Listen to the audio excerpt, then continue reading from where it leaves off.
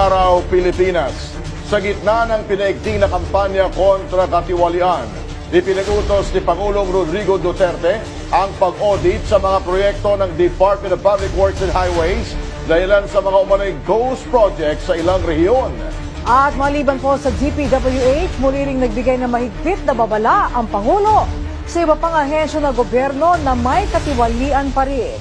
Ang sentro ng balita mula kay Naomi Tiburcio.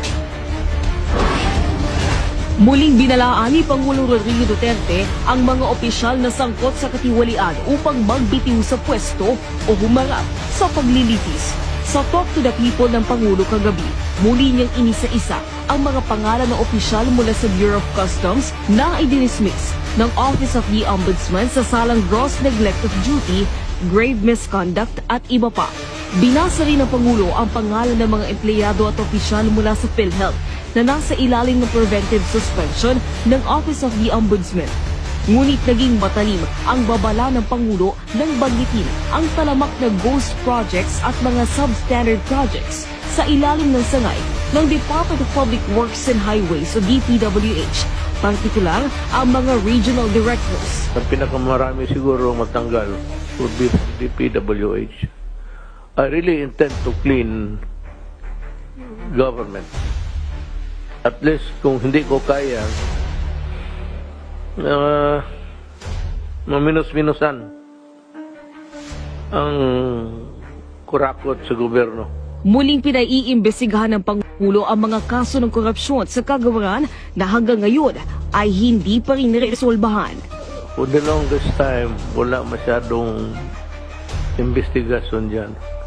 Pero kayong may kasalanan dyan, sa mga ganon, I advise you to resign now. Resign now. Kasi pagdating ng panahon, so I will throw the book at you.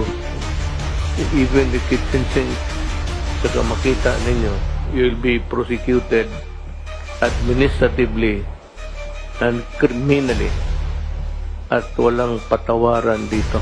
Pinalalahanan ng pulong ehekutibo ang task force na nag-iimbestiga ng korupsyon sa DPWH upang agad natapusin ang mga kaso ng mahatulan ang mga tiwaling opisyal.